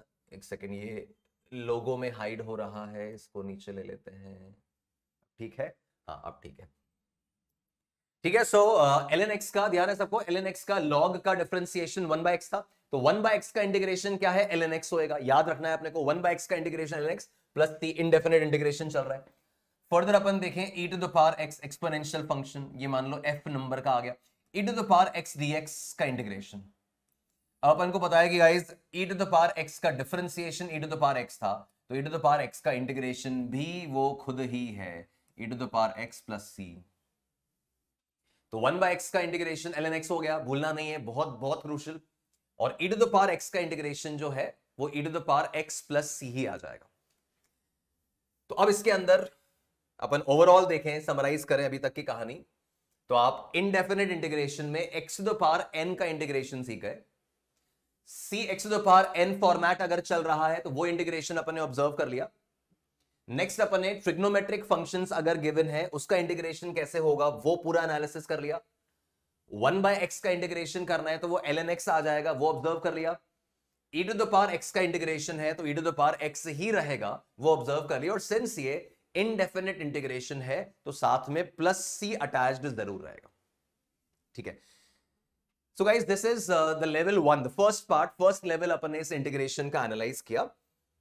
अब नेक्स्ट एजेंडा जो अपन को पिक करना है इस सिनारियो में, नेक्स्ट मैटर जो अपन पिक कर रहे हैं कि अगर डेफिनेट इंटीग्रेशन की बात आए, इनडेफिनेट इंटीग्रेशन में क्या चल रहा था, इनडेफिनेट इंटीग्रेशन में हम इंटीग्रेशन परफॉर्म कर रहे थे विदाउट लिमिट्स परफॉर्म कर रहे थे। तो this was integration without limits, जहां पे अपना आंसर जो है वो x के टर्म्स में ही आ रहा है, आंसर में लास्ट में अपने प्लस c भी लिखा हुआ है।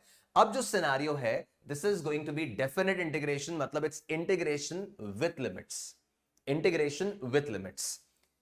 क्या प्रोसीजर है, क्या प्रोसीजर है, पहले उसका एक प्रोसीजर समझ लो। बहुत स्ट्रेट फॉरवर्ड वर्किंग है गाइस, बहुत स्ट्रेट फॉरवर्ड वर्किंग है कि अगर मुझे डेफिनेट इंटीग्रेशन करना है, लेट्स से ये लिखा हुआ है इंटीग्रेशन 2x प्लस 5 dx, और यहां पे लिमिट्स नजर आ रही हैं 2 से 4, ठीक है। मैंने आपको यही बोला था कि अपन जब इंटीग्रेशन अभी कर रहे हैं लिमिट्स के साथ, जब इंटीग्रेशन कर रहे हैं डेफिनेट इंटीग्रेशन में लिमिट्स के साथ इंटीग्रेशन होगा, बहुत ज्यादा डिफरेंट कुछ भी नहीं है। आप नॉर्मली पहले 2x प्लस 5 को इंटीग्रेट कर लो, जो अपना बेसिक मैथ्स के हिसाब से, अभी बेसिक इंटीग्रेशन के हिसाब से होना था ना, उसके हिसाब से पहले इंटीग्रेट कर लो। प्रोसेस देखो एक बार, पूरा प्रोसीजर सुन लो। 2x प्लस 5 का इंटीग्रेशन करना है, मुझे बताओ इसमें इंटीग्रेशन हो किसका रहा है, सर इंटीग्रेशन 2x प्लस 5 का हो रहा है। वेरिएबल ऑफ इंटीग्रेशन क्या है, सर वेरिएबल ऑफ इंटीग्रेशन ये x है जो यहां पे दिख रहा है। लोअर लिमिट यहां पे क्या बनी हुई है, लोअर लिमिट 2 है, मतलब x की वैल्यू 2 से लगाकर x की वैल्यू 4 तक मेरे को इंटीग्रेशन परफॉर्म करना है। तो x की वैल्यू 2 से x की वैल्यू 4 तक मेरे को इंटीग्रेशन परफॉर्म करना है। क्या करेंगे बच्चों, सबसे पहले आप एक साधारण इंटीग्रेशन जो अभी सीखे हो पहले वो कर दो। तो 2x प्लस 5 का इंटीग्रेशन क्या है, 2 एज इट इज रहेगा, x का integration x square by 2 as it is रहेगा, x का इंटीग्रेशन x स्क्वायर बाई 2, ठीक है, ये हो गया। 5 का इंटीग्रेशन क्या है सर, 5 का इंटीग्रेशन 5x है। अब यहां पर प्लस c नहीं लगाना, ठीक है, प्लस c, वैसे तो क्या प्लस c आप लगा सकते हो, लगाओगे बट अल्टीमेटली वो कैंसिल हो जाएगा, मैं बताऊंगा। मतलब ऐसा नहीं कि वो प्लस c यहां आता नहीं है, प्लस c यहां लगाएंगे तो है, पर अल्टीमेटली जब अपन लिमिट्स सब्स्टिट्यूट करेंगे तो वो जो c है, वो जो कांस्टेंट है, वो कैंसिल हो जाने वाला है। अभी चेक कर लेते हैं। 2x का इंटीग्रेशन किया तो 2 एज इट इज, x का इंटीग्रेशन x स्क्वायर बाय 2, 5 का इंटीग्रेशन 5x, इसको मैंने फर्दर सिंप्लीफाई किया तो ये हो गया x स्क्वायर प्लस 5x, ठीक है, x स्क्वायर प्लस 5x। मान लो मैं प्लस c भी लिख लेता हूं, मान लो मैंने प्लस c भी लिख दिया, ठीक है, मैंने बोला ना ये, इसको पहले नॉर्मली इंटीग्रेट कर लो, ये नॉर्मली इंटीग्रेट हो गया। अब नॉर्मली इंटीग्रेट करने के बाद बच्चों ये जो लिमिट्स हैं, अभी ये लिमिट्स मेंशन करनी बाकी है, लिमिट्स मेंशन करनी बाकी है, तो अब यहां पे आप वापस इंटीग्रेशन नहीं लिखोगे बिकॉज इंटीग्रेशन हो चुका है, तो वापस यहां सिंबल नहीं आएगा, बट ये लिमिट्स की वर्किंग बाकी है, तो इधर एक वर्टिकल लाइन बनेगी, है ना। एक स्टैंडर्ड प्रोसीजर है बच्चों, स्टैंडर्ड प्रोटोकॉल है, इसमें कोई बदलाव नहीं आएगा। पहले इसका साधारण इंटीग्रेशन किया, यहां एक वर्टिकल लाइन बनाई, इधर वर्टिकल लाइन के यहां पे लिमिट्स रख दी 2 to 4, ताकि हमें ध्यान रहे कि लिमिट्स की वर्किंग बाकी है अभी। तो लिमिट्स की वर्किंग बाकी, अब क्या करेंगे, अब यहां वेरिएबल कौन है, x है। जहां जहां पर भी वेरिएबल आ रहा है उसकी जगह आप अपर लिमिट सब्स्टिट्यूट करो, जहां जहां भी x आ रहा है उसकी जगह ये अपर लिमिट सब्स्टिट्यूट करो। तो ये 4 सब्स्टिट्यूट होगा x की जगह, तो 4 स्क्वायर 16, 5 इंटू 4 20, और यहां x नहीं है तो ये c एज इट इज, तो ये अपर लिमिट सब्स्टिट्यूट हुई। क्या किया मैंने, पहले इसका साधारण इंटीग्रेशन कर दिया, ये लिमिट्स इधर की जगह यहां शिफ्ट कर दी सिंबल में। अब मैं जहां जहां वेरिएबल है x है वहां अपर लिमिट सब्स्टिट्यूट कर रहा हूं, तो 4 पूरे में सब्स्टिट्यूट किया, और फिर माइनस करते हुए this is just a procedure, question mark मन में मत रखो क्यों कैसे क्या, प्रोसीजर है, प्रोसीजर की तरह ही सीखना है, मैथ्स है, मैथ्स की तरह ही चला रहे। अब लोअर लिमिट सब्स्टिट्यूट होगी, तो x की जगह 2 सब्स्टिट्यूट होगा, तो 2 स्क्वायर 4, 5 2 10, और plus c as it is. ठीक है, अब आप देखिए, मैं बोल रहा था ना ये c कैंसिल हो जाने वाला है, इसीलिए यहां अपन अब c आगे से लिखेंगे ही नहीं। ठीक है, c आया जैसे अपन ने इंडेफिनेट में सीखा था, बट लिमिट्स प्लेस करने के बाद जब ये सब्ट्रैक्शन हुआ तो कैंसिल हो गया, तो आगे से अपन वो c लिखेंगे ही नहीं। तो अब ये इंटीग्रेशन क्या हो गया, दिस इज 36 माइनस दैट 14, तो दैट कम्स आउट एज 22। ठीक है, ये आपका डेफिनेट इंटीग्रेशन का प्रोसीजर है पूरा, जहां पे आप पहले नॉर्मली इंटीग्रेट करते हो, लिमिट्स को यहां पे पास ऑन कर देते हो, अपर लिमिट पहले सब्स्टिट्यूट होती है, फिर सब्ट्रैक्ट करते हुए लोअर लिमिट सब्स्टिट्यूट होती है, और फाइनली आप एक डेफिनेट वैल्यू पे पहुंचते हो। आंसर जो है वो एक फाइनल वैल्यू है, आंसर में ना कोई c आ रहा है, आंसर में ना कोई x आ रहा है, it's a definite real number. तो डेफिनेट इंटीग्रेशन में आंसर हमेशा एक रियल नंबर पे कहानी पे एंड होगा, कोई अननोन कांस्टेंट, कोई x आपका प्रेजेंट नहीं होगा। एक बार दोबारा आप देख लीजिए गाइस, अगर मुझे इंटीग्रेशन करना है,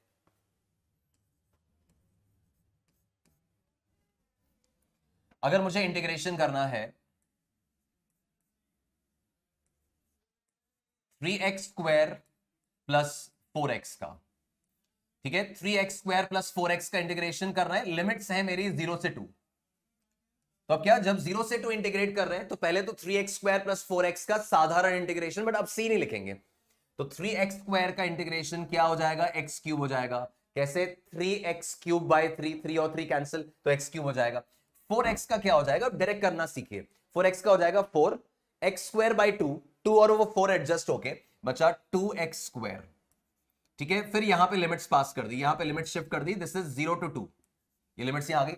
अब एक बार अपर लिमिट सब्स्टिट्यूट होगी, जहां जहां x आ रहा है वहां अपर लिमिट आएगी, तो ये 2 क्यूब 8, फिर यहां पे सब्स्टिट्यूट हो रहा है तो 4 to 8 ये हो गया, फिर माइनस करते हुए लोअर लिमिट सब्स्टिट्यूट होगी तो 0 हो जाएगा साहब, और ये अल्टीमेटली आपका 16 आ गया, है ना। जो रिजल्ट आ रहा है आपका 16 आ गया, इसको यहां शिफ्ट कर लेते हैं थोड़ा,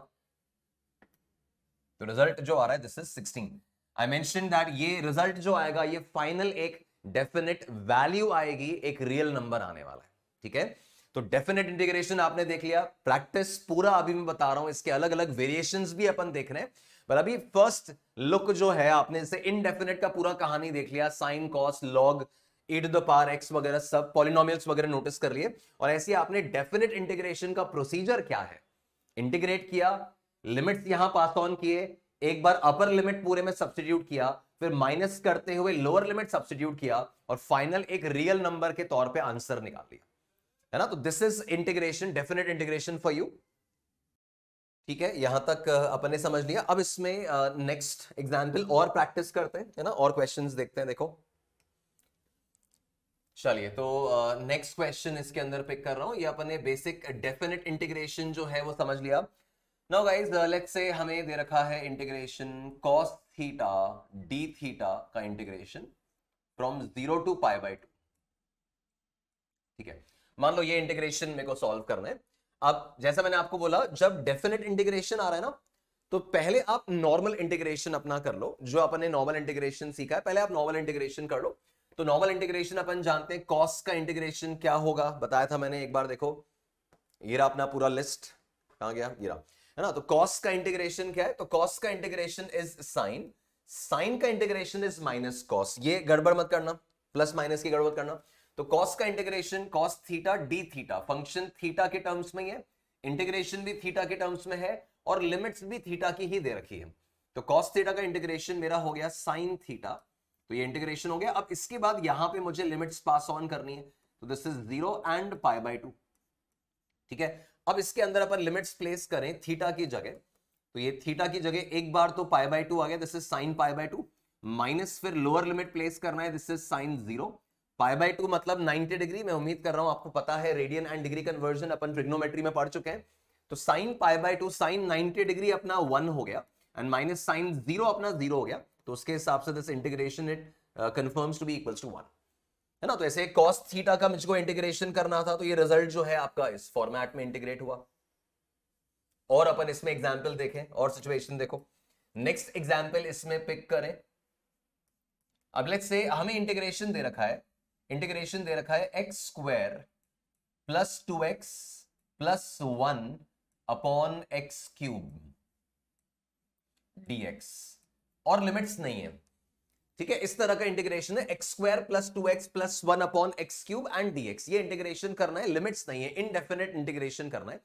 तो बच्चों इस केस में जब इंटीग्रेशन करेंगे क्या मेथड होगा, अब इसमें वो कोई डिवीजन रूल जैसी कहानी अभी नहीं है। इसमें क्या कर रहे हैं, इसको इंटीग्रेट करने के लिए पहले इसको स्प्लिट कर लो पूरा, मतलब जिस तरह के फंक्शंस हमने अभी तक सीखे हैं ना, उसी फॉर्मेट में इसको लाने की कोशिश करो। तो इसमें अपन देख रहे हैं तो आपका इंटीग्रेशन ऐसे ट्रांसफॉर्म हो जाएगा, this can be equals to, अब इसको अगर स्प्लिट कर रहे हैं बच्चों, तो x square by x cube मतलब 1 by x, plus 2x by x cube मतलब 2 upon x square, plus 1 upon x cube. पहले इसको स्प्लिट कर लिया अपन ने, है ना। तो ऐसा नॉर्मल स्प्लिटिंग अपनी बेसिक मैथ्स में अलाउड है, तो ये इसको स्प्लिट कर लिया। अब स्प्लिट करने के बाद फिर आप इसको टर्म बाय टर्म इंटीग्रेट करो, फिर इसको टर्म बाय टर्म इंटीग्रेट करो। तो 1 बाय एक्स का इंटीग्रेशन कर रहे हैं, वो अपन ने सीखा है, 1 बाय एक्स का इंटीग्रेशन इज ln x, तो 1 बाय एक्स का इंटीग्रेशन तो मेरा ln x हो गया, प्लस अब ये 2 बाय एक्स स्क्वायर लिखा हुआ है ना। अब इसमें अपन ध्यान दें कि बच्चों 2 बाय एक्स स्क्वायर का मतलब है दिस इज 2 इंटू एक्स की पावर माइनस 2 का इंटीग्रेशन, ये करना है अपने को। अब इसका जब इंटीग्रेशन कर रहा हूं तो 2 तो एज इट इज है, और x की power n plus 1 upon n plus 1 कर रहे हैं, तो ये x की power n plus 1 minus 2 plus 1 किया तो माइनस 1 अपॉन माइनस 1, ये बचेगा। तो ये चीज यहां पे मेंशन कर रहा हूं, फिर सिंप्लीफाई कर लूंगा। ये दिख रहा है मेरे को 2x की पावर माइनस 1 अपॉन माइनस 1, ये इंटीग्रेशन हो गया इसका, ठीक है। फर्दर अपन देखें तो 1 बाय एक्स क्यूब है, 1 बाय एक्स क्यूब को क्या लिखेंगे, x की पावर माइनस 3 का इंटीग्रेशन लिखेंगे इसको।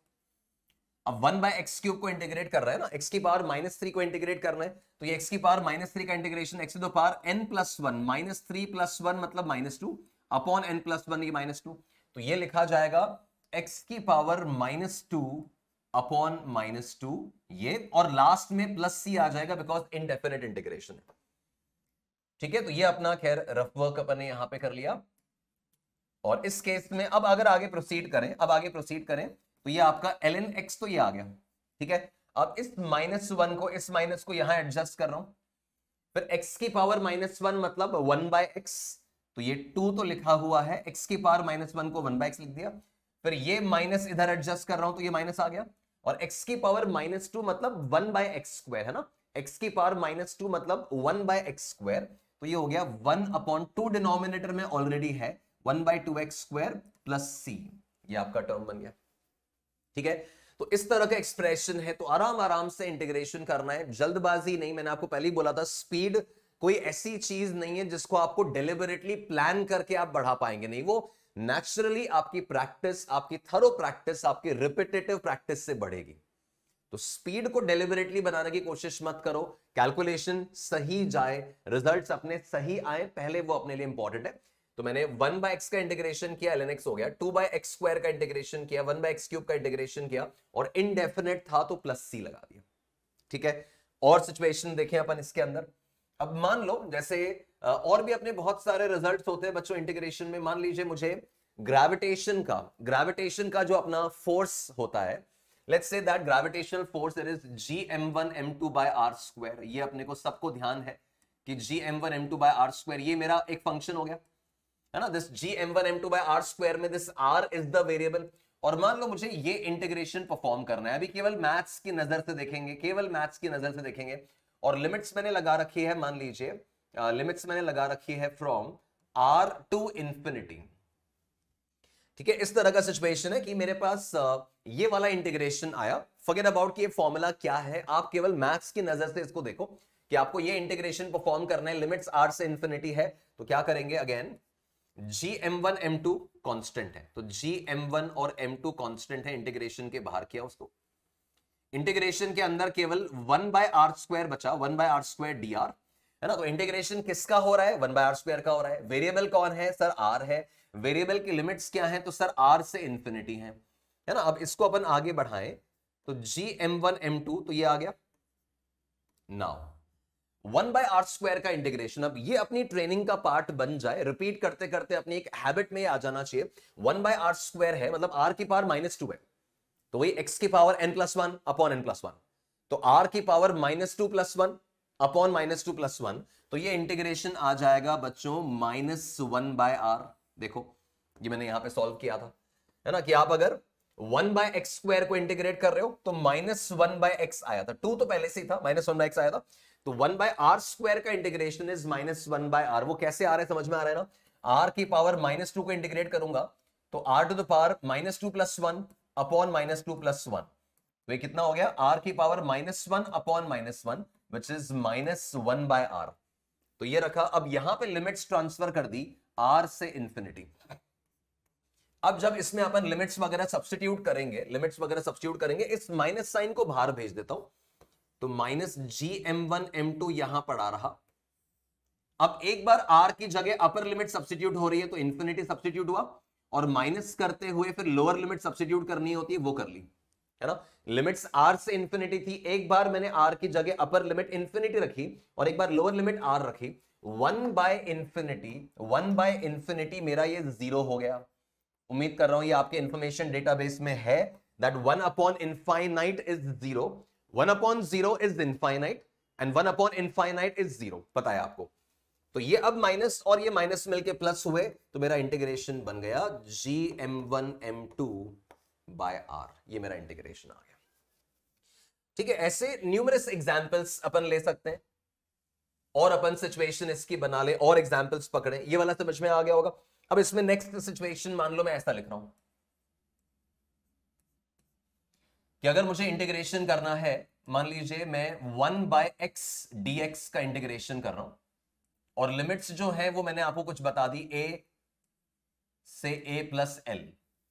ठीक है, ऐसा कोई भी अपन ने वेरिएबल पकड़ा, 1 बाय एक्स dx इंटीग्रेशन है और लिमिट्स a से a प्लस एल आ रही है, इस तरह का कुछ है।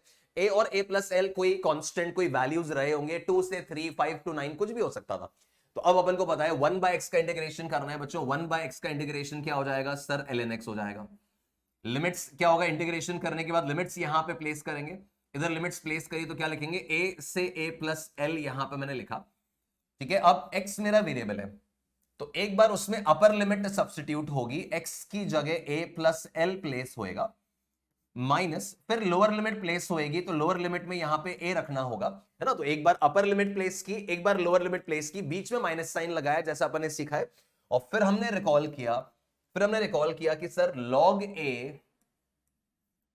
माइनस log b, ठीक है, ये बेसिक लोगैरिथम आपने सीखा हुआ है, उस चीज को अपन यहां पे यूज कर रहे हैं, और नहीं सीखा हुआ है तो अभी के लिए फॉर्मूला ध्यान रखें, फिर मैं डिटेलिंग में आपको ये सिनेरियो जो लोगैरिथम है वो पूरा समझाऊंगा। तो अगर इस तरह की सिचुएशन होती है log a minus log b, it can be written as log of a upon b। तो यहां पे log a minus log b आ रहा है, तो इसको लिख सकते हैं अपन log of a upon b, तो a plus L upon a। ठीक है, बस ध्यान दें, अभी लोगैरिथम हमारा मेन मकसद नहीं है, लोगैरिथम हमारा मेन मकसद नहीं है, अपना मेन पर्सपेक्टिव, मेन ऑब्जेक्टिव अभी इंटीग्रेशन है। तो इस तरह का फंक्शन है तो ये इंटीग्रेट कर लिया, 1 बाय एक्स का इंटीग्रेशन आ रहा है तो ln x की कैलकुलेशन चला दी, है ना। तो इस तरह का डेफिनेट या इनडेफिनेट जो भी इंटीग्रेशन सामने है उसको फिर उसके अकॉर्डिंग अपने को प्रोसेस करना होगा। और सिचुएशन देख लो आप, मान लो अगर मेरे पास फंक्शन है x² plus sine x plus e to the power x dx का इंटीग्रेशन, है ना। ऐसा कोई रैंडम फंक्शन बना लिया और इस तरह का इंटीग्रेशन दिया, लिमिट्स नहीं बताई, तो इमीडिएटली आप समझ गए कि इनडेफिनेट इंटीग्रेशन आ रखा है। अब इसका इंटीग्रेशन कर रहा हूं बच्चों, तो क्या होगा, एक्स स्क्वायर का इंटीग्रेशन मेरा एक्स क्यूब बाय 3, है ना। फिर साइन एक्स का इंटीग्रेशन, अब अपने को ध्यान आया कि साइन का इंटीग्रेशन करना है, तो कॉस का डिफरेंशिएशन माइनस साइन होता था, तो साइन का इंटीग्रेशन माइनस कॉस हो जाएगा, तो साइन का इंटीग्रेशन माइनस कॉस एक्स, और e to the power x का integration e to the power x ही है, तो ये अपना फर्दर सॉल्व होके आ गया, x cube by 3 minus cos x plus e to the power x plus c. ठीक है, तो इस वे में इंटीग्रल कैलकुलस अपने को मैनेज करना है। बेसिक इनडेफिनेट और डेफिनेट इंटीग्रेशन तो इस तरह से चलेंगे, फंक्शन बदलते जाएंगे, फंक्शंस आपके चेंज होते चले जाएंगे, बट आपका वर्किंग जो है वो मोटा मोटा इस तरह से चलना है ना। अब इसमें एक स्पेशल केस समझिए, ये तो आपका एक तरह से मान के चलो कि लेवल 1 आपने देख लिया। अब इसमें एक स्पेशल केस समझिए, अब इसको अपन को अलग अलग केसेस में काम में लेना होगा, वो मैं जब नेक्स्ट लेक्चर में इसकी एप्लीकेशन बताऊंगा तो समझ में आएगा। स्पेशल केस ये है कि बच्चों अगर इंटीग्रेशन जो है वो एफ एक्स की जगह f of a x plus b का है, समथिंग लाइक दिस, ठीक है। F of a x plus b का इंटीग्रेशन है, मतलब साइन एक्स का इंटीग्रेशन की जगह साइन 5x का इंटीग्रेशन है, या साइन 4x प्लस 9 का इंटीग्रेशन है, या e to the power 2x का इंटीग्रेशन है, या e to the power 4x plus 2 का इंटीग्रेशन है। जैसे इस तरह के फंक्शंस का डिफरेंशिएशन अपन ने सीखा था चेन रूल के हेल्प से, राइट, चेन रूल के हेल्प से सीखा था, ऐसे ही इसी टाइप के फंक्शंस का इंटीग्रेशन भी अपन को समझना है। मैं आपको एक केस में डिराइव करके बता दूंगा कि ये कैसे प्रोसेस हो रहा है, बट हमें अल्टीमेटली हर बार डिराइव नहीं करना है, अपन को रिजल्ट के तौर पे यूज करना है फिजिक्स में, ठीक है। डिराइव में करा दूंगा ताकि फीलिंग आ जाए, फीलिंग बन जाए कि सर कहां से आया कैसा आया, वो आ जाएगा समझ में, पर आपको रिजल्ट के तौर पे फिजिक्स में यूज करना है, हर बार प्रूव नहीं करना है, हर बार डिराइव नहीं करना है। पर हम बच्चों साइन एक्स का इंटीग्रेशन जानते हैं, हमें इनका इंटीग्रेशन सीखना है। हम ई टू द पावर एक्स का जानते हैं, बट हमें इनका सीखना है। तो अगर फंक्शन अभी तक क्या लिखा हुआ था, अभी तक लिखा हुआ था एफ एक्स डी एक्स का इंटीग्रेशन, ये चल रहा था। अब इसकी जगह एफ एक्स की जगह यहां एफ ऑफ ए एक्स आ गया, या f of a x plus b आ गया, तो क्या करेंगे, पहले हम उसका साधारण इंटीग्रेशन कर लेंगे। किसका, है ना, इस ए एक्स प्लस बी को, इस ए एक्स प्लस बी को कोई एक चीज मानकर, टी मानकर, या कोई एक एक्स मानकर पहले उसका नॉर्मल इंटीग्रेशन कर लेंगे। तो ये जो ए एक्स प्लस बी है ना, उसको कुछ टी मान लिया तुमने, कुछ उसको समथिंग मान लिया, और उसका नॉर्मल इंटीग्रेशन जो होना चाहिए साइन का माइनस कॉस, कॉस का साइन, 1/x का लॉग, जो भी उसका नॉर्मल इंटीग्रेशन होना चाहिए वो कर लिया। और फिर ये जो x का कोएफिशिएंट है, ये जो x के साथ टर्म लिखा हुआ है a, है ना, जो x के साथ यहां पे तुम्हें टर्म कांस्टेंट दिख रहा है, वो a यहां डिनोमिनेटर में आ जाएगा।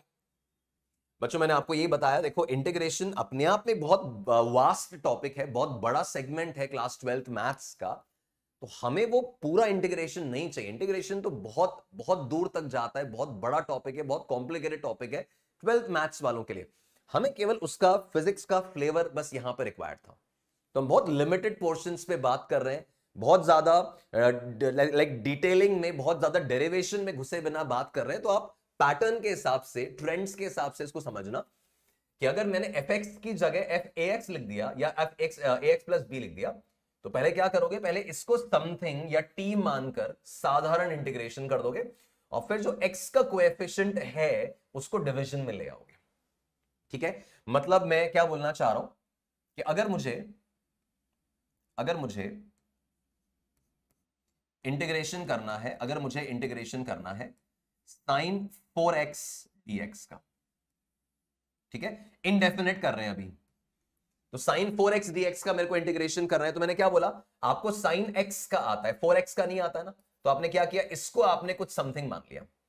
नाउ साइन समथिंग का इंटीग्रेशन पहले साधारण इंटीग्रेशन कर दो। तो मैं ध्यान आया कि सर साइन का इंटीग्रेशन तो माइनस कॉस होता है, तो अब साइन का साधारण इंटीग्रेशन कर दिया माइनस कॉस, अंदर वही लिखेंगे 4x। फिर जो x का कोएफिशिएंट है, x का कोएफिशिएंट यहां 4 है, तो इस x के कोएफिशिएंट से उसको डिवाइड करना है ना, इस x के कोएफिशिएंट से इसको डिवाइड करना है अपने को। तो ये 4 यहां डिवीजन में आ गया और प्लस c अपने लगा दिया, ये इसका इंटीग्रेशन हो गया। ठीक है, मान लीजिए अगर मैं इस तरह का इंटीग्रेशन लिखता हूं, that integration of e to the power 5x dx। ठीक है, अब हमको e to the power x का आता है, हमें बताया कि e to the power x का integration e to the power x होता है। तो मैंने क्या बोला, प्रोसीजर क्या बोला कि इस टर्म को, ये जो आपको गड़बड़ दिख रहा है, इस टर्म को आपने समथिंग बोल दिया। तो e to the power something का normal integration is e to the power something only. तो आपने इसका नॉर्मल इंटीग्रेशन किया तो e to the power something, e to the power 5x से लिख दिया। और फिर जो आपका x का कोएफिशिएंट है, ये जो x का कोएफिशिएंट है, उसको डिवीजन में डाल दिया, उसको डिवीजन में डाल दिया तो क्या हो गया, 5 इसके डिनोमिनेटर में आ गया, है ना, एंड दैट प्लस सी तो लिखना ही है, प्लस सी तो आएगा ही आएगा। ठीक है, अब ये एक्चुअली हो क्यों रहा है, ऐसा क्यों हो रहा है, वो मैं आपको एक सिचुएशन में प्रूव करके दिखा देता हूं। बट आपको हर बार प्रूव नहीं करना है, आपको इसी मेथड से करना है जैसा मैंने बताया, है ना। और आपको अगर थोड़ा स्टेबलाइज करना है इस बात को अपने मन में, तो ऐसे और देख लो। मान लो अगर लिखा हुआ है, मान लो अगर लिखा हुआ है लेट्स से cos 2x प्लस 3 dx का इंटीग्रेशन, ये करना है। ठीक है, अब cos 2x प्लस 3 dx का इनडेफिनेट इंटीग्रेशन करना है। आपने इमीडिएटली नोटिस किया कि देखो सर ये cos ऑफ समथिंग आ गया है, cos x नहीं है, तो अपन cos ऑफ समथिंग मान रहे हैं, इसको t मान लो, कुछ भी मान लो। तो cos समथिंग का नॉर्मल डिफरेंशिएशन sin समथिंग होता है, तो पहले वो sin समथिंग लिख दिया, sin, और समथिंग क्या है, समथिंग है 2x प्लस 3। ठीक है, अब जो x का कोएफिशिएंट है, x का कोएफिशिएंट क्या है, x का कोएफिशिएंट सर 2 है, वो 2 इसके डिनोमिनेटर में डाल दीजिए और प्लस c लगा दीजिए, ये आपका इंटीग्रेशन हो गया।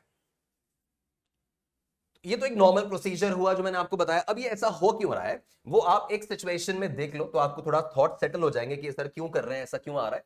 तो मैं एक बार आपको सॉल्व करके बता दूं कि क्यों हो रहा है। कि मान लीजिए बच्चों, मान लीजिए मैंने लिखा हुआ है साइन ऑफ 4x प्लस 7। ठीक है, अब इसको इंटीग्रेट करना तो आपको आ चुका है ऑलरेडी, है ना। आपको पता है कि सर साइन का नॉर्मल इंटीग्रेशन माइनस कॉस, और फिर x के कोएफिशिएंट से डिवाइड करना है तो अपॉन 4, वो आपको आ चुका है। और उसका वर्किंग आप समझ लो करना कैसे है।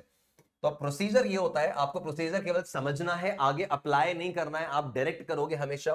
तरीका क्या होता है बच्चों, इस 4x प्लस 7 को जो मैं समथिंग मानने को कह रहा हूं ना, आप मान लो 4x प्लस 7 को t, कि सर हमको तो साइन x की ट्रेनिंग है, आप साइन 4x प्लस 7 दे रहे हो, तो हमने 4x प्लस 7 को t मान लिया। ठीक है, अब 4x प्लस 7 को t मानने के बाद आप दोनों तरफ ऐसा करें, दोनों तरफ x के रिस्पेक्ट में डिफरेंशिएट कर दो। जस्ट एक मेथड है इसको समझने का, दोनों तरफ आप x के रिस्पेक्ट में डिफरेंशिएट कर दो। करो एक बार, 4x का डिफरेंशिएशन x के रिस्पेक्ट में 4 हो जाएगा, है ना। 4x का डिफरेंशिएशन बोल रहा हूं, x के रिस्पेक्ट में 4 हो जाएगा। 7 का डिफरेंशिएशन 0 हो जाएगा, और t का डिफरेंशिएशन x के रिस्पेक्ट में dt बाई dx हो जाएगा। ठीक है, इस पूरे को x के रिस्पेक्ट में डिफरेंशिएट किया तो 4x का डिफरेंशिएशन 4, 7 का 0, और t का डिफरेंशिएशन x के रिस्पेक्ट में dt बाई dx। अब बच्चों यहां से dx इधर ले आओ, dx इधर ले आओ, तो dx क्या बन रहा है, dx बन रहा है dt बाई 4, dx बन रहा है dt बाई 4। ठीक है, अब आप क्या करें, जो आपने अज्यूम किया था ना, जो आपने अज्यूम किया था उसके अंदर अब सब्स्टिट्यूशन की बारी है, उसके अंदर अब सब्स्टिट्यूशन की बारी है। तो इंटीग्रेशन था साइन 4x प्लस 7 को मैंने t माना है, तो इसको मैं लिख रहा हूं साइन t। 4x प्लस 7 को t माना है तो मैंने इसको लिखा साइन t। ठीक है, फिर आगे क्या है, dx लिखा हुआ है। dx की वैल्यू कितनी आई है, तो dx की वैल्यू आई है यहां पे dt बाय 4, तो dx की जगह मैं लिख रहा हूं dt अपॉन 4। ठीक है, अब ये आपको दिख रहा है एक नॉर्मल इंटीग्रेशन, अब ये आपको एक नॉर्मल इंटीग्रेशन दिख रहा है। आपने 4x प्लस 7 को t माना था, मान लिया साहब। dx आपने निकाला था dt बाय 4 रख दिया। अब इसको आगे सॉल्व करो आराम से बच्चों। साइन t dt ये तो करना आता है अपने को, है ना। Sine theta d theta, sine x dx, sine t dt ये तो अपन को इजीली मैनेज करना आता है। तो साइन t का साधारण differentiation is minus cos t, और अपॉन 4 एज इट इज है तो ये अपॉन 4 अपन ने चलने दिया। ठीक है, अब लास्ट में तुम t दोबारा सब्स्टिट्यूट कर लो। t किसको माना था? 4x प्लस 7 को माना था। सब्स्टिट्यूट कर लो तो क्या आ गया? Minus cos 4x plus 7 upon 4। ठीक है, यही बोल रहा था मैं एग्जैक्टली। आप देखो, आप जो प्रोसीजर अपन ने यहां पे सीखा है ना वो वही हुआ है कि आपने साइन समथिंग है, ये समथिंग मान लिया, तो साइन समथिंग का साधारण इंटीग्रेशन माइनस कॉस समथिंग, और फिर जो x का कोएफिशिएंट है, जो x का कोएफिशिएंट है 4, वो डिनोमिनेटर में आना चाहिए, वो डिनोमिनेटर में आ गया, और इनडेफिनिट इंटीग्रेशन है तो प्लस c लिख दिया। ठीक है, तो ये एक्चुअली अलग अलग प्रोसीजर्स होते हैं। फॉर्मली जब इंटीग्रेशन पढ़ा जाता है तो इसके अलग अलग प्रोसीजर्स होते हैं हैंडल करने के। हमें उसके डिटेल्ड डेरिवेशन में नहीं जाना है, केवल उतना ही पोर्शन यहां पिक किया है जो एक्चुअली फिजिक्स में अपन डायरेक्ट अप्लाई करने वाले। तो इस तरह के फंक्शंस अगर है तो ये आपका इंटीग्रेशन हो गया, है ना। और आप सैंपल देखो, और आप सैंपल देखो, आपको और क्लैरिटी आ जाएगी। अगर मैंने लिखा हुआ है integration of 2x plus 5 to the power 6 dx, ठीक है, अभी integration 2x plus 5 to the power 6 का इंटीग्रेशन करना है। अब भाई इसके लिए डायरेक्ट फॉर्मूला तो हमारे पास कुछ नहीं है। x टू द पावर 6 होता तो हमें आता है x to the power 7 upon 7, है ना। Only t to the power 6 होता तो हमें आता है t to the power 7 upon 7। ये 2x plus 5 to the power 6 है। तो जैसे हमें लगा कि सर ये तो अनयूजुअल कुछ दे रखा है, ये समथिंग टू द पावर 6 दे रखा है, तो अपन बिल्कुल इसी माइंडसेट में आ जाएंगे। ऐसे डिराइव नहीं करेंगे बट सॉल्व ऐसे करेंगे कि जब ये ax प्लस बी है तो इस ax प्लस बी को आप कह रहे हो समथिंग, या तो इसको आप मान रहे हो t। तो अगर इसको मैं t मानता, इसको अगर मैं t मानता तो ये बन गया t टू द पावर 6। तो t टू द पावर 6 का पहले नॉर्मल इंटीग्रेशन कर लो, पहले नॉर्मल इंटीग्रेशन कर लो। तो t टू द पावर 6 का समथिंग टू द पावर 6 का नॉर्मल इंटीग्रेशन है something to the power 7 upon 7, है ना। t टू द पावर 6 होता तो इंटीग्रेशन ये लिखते हैं, t to the power 7 upon 7 ये लिख दिया नॉर्मल इंटीग्रेशन। और फिर x का जो कोएफिशिएंट है बच्चों, x का कोएफिशिएंट यहां क्या है? x का कोएफिशिएंट 2 है, तो 2 यहां डिवीजन में डाल दो, ये आएगा, है ना। जो आपका x का कोएफिशिएंट 2 है वो यहां डिवीजन में आ जाएगा। तो अब आपका ओवरऑल रिजल्ट क्या बन गया? This is 2x plus 5, 2x plus 5 to the power 7 upon 14, ये आपका रिजल्ट बन गया। ठीक है, जहां पर भी सिंस इनडेफिनिट इंटीग्रेशन है तो प्लस सी लिख लो लास्ट में, वो दिक्कत नहीं है। पर हाँ, वर्किंग आपका यही हो रहा है कि 2x plus 5 to the power 6 था, हमने समझा समथिंग टू द पावर 6 है। Now something to the power 6 का पहले नॉर्मल इंटीग्रेशन किया, और नॉर्मल इंटीग्रेशन करने के बाद x के कोएफिशिएंट से उसको डिवाइड कर दिया। ठीक है, और अपन एग्जांपल इसमें देखें, है ना, और थोड़ी क्लैरिटी अपने को आ जाएगी।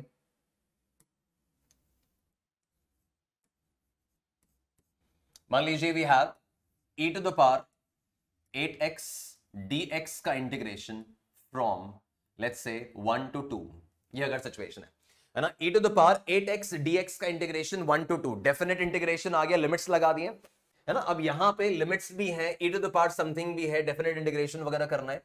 तो अब जैसे मैंने आपको बोला कि सर हमें तो e to the power x याद था, आपने e to the power 8x दे दिया, तो वही आपका पहले क्या करेंगे, पहले लिखा हुआ है e to the power something.